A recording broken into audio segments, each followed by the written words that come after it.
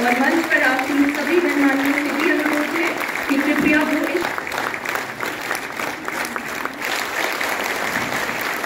सरकार के सभी कार्यक्रम, हर एक योजना का सही इम्प्लीमेंटेशन, पैसों का सही उपयोग और स्पष्ट व्यवहार से विकास के आखिरी कतार में खड़े व्यक्ति के जीवन में परिवर्तन लाने का महालेखाकारों का स्वर्णिम इतिहास रहा है। मैं ऑडिट कम्युनिटी के प्रयासों की प्रशंसा करता हूं। मैं कहूँ कि पारदर्शी और उत्तरदायित्वपूर्ण प्रशासन की प्रशंसा करता हूँ और मुझे उम्मीद है कि ऑडिट सप्ताह के दौरान आप सबके द्वारा आयोजित कार्यक्रमों से ग्रास रूट लेवल पर गुड गवर्नेंस के प्रशासन के अभियान को और मजबूती मिलेगी।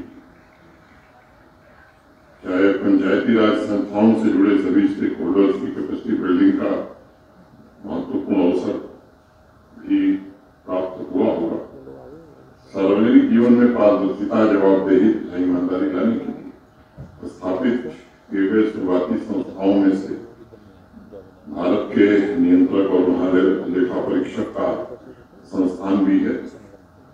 और आजादी के पश्चात देश के नीति निर्माता संविधान की रचना जब कर रहे थे तो उनका स्पष्ट मत था महालेखाकार लोकतांत्रिक प्रक्रियाओं में सबसे महत्वपूर्ण ऑफिसर होगा, जिनके माध्यम से संसद को मालूम होगा कि किन कार्यों के लिए पैसा खर्च करने की अनुमति दी गई थी, वह पैसा उन्हीं कार्यों के लिए खर्च हुआ है या नहीं।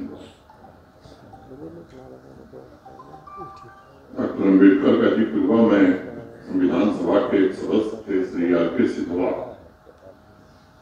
उन्होंने कहा था कि वह राष्ट्र के धन के प्रहरी होंगे और जिस कार्य के लिए जो पैसा दिया गया है उतना ही व्यय हो, संसद के विनियोग विधेयक में जो व्यवस्था की हो उसमें परिवर्तन न हो सके, ये सुनिश्चित करना ये दायित्व होगा। मैं मानता हूं कि देश के नीति निर्माताओं के विजन के मुताबिक इस संस्था ने तथा राज्यों एवं यूपी के महालेखाकारों ने ऑडिटिंग और गवर्नेंस को उत्कृष्ट बनाने के मिशन में निरंतर प्रयास किया है। सफलता और उपलब्धियों के नए मानदंड भी स्थापित किए। आज भारतवर्ष अपने क्षमता और सामर्थ्य द्वारा विकसित भारत के संकल्प के साथ आगे बढ़ा है। इस मिशन में देश की आर्थिक सामाजिक व्यवस्था को सुदृढ़ करने तथा सस्टेनेबल डेवलपमेंट गोल्स की प्राप्ति के लक्ष्य में सभी महालेखाकार और ऑडिट सिस्टम की महत्वपूर्ण भूमिका आने वाले दिनों में और बढ़ने वाली है।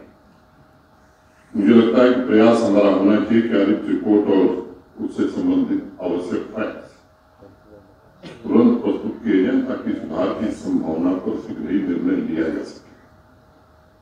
मैं जो बात मेहता जी ने कही, मैं समझता हूँ कि मैं उससे सहमत हूँ कि जो ऑडिट के सवाल हैं, जैसे उस समय पूजा वाली बात मुझे समझ में आई थी, लेकिन अब मुझे समझ में आती है।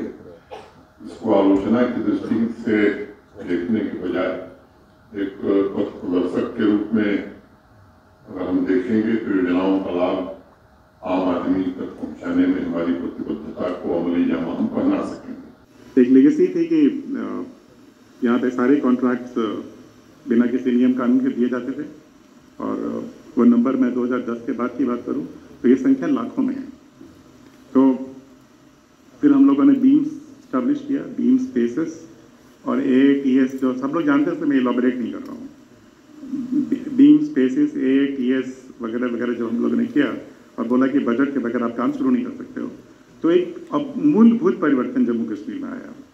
मुझे लगता है कि जम्मू कश्मीर में जो परिवर्तन आया ये उसका फंडामेंटल बेडरॉक था जहाँ से चेंजेस आए और वो चेंज करने में जिस तरह का सहयोग अधिकारियों ने भी दिया, सभी अधिकारियों ने including audit, and I think वो बहुत ही फंडामेंटल चेंज था।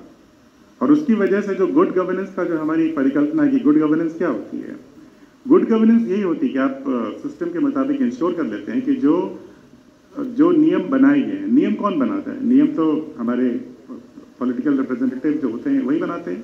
तो नियम तो जो बनाए जाते हैं अगर बदलने होंगे तो लोग बदलेंगे थ्रू दी लेजिस्लेचर।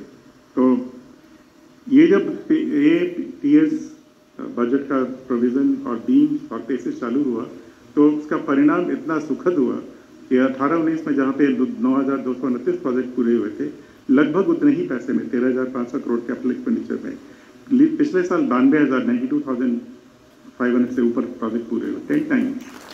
हम सभी हितधारकों को ऑडिट के वास्तविक स्वरूप और माननीय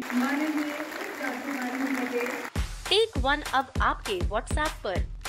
व्हाट्सएप करिए हाय 9728253663 पर।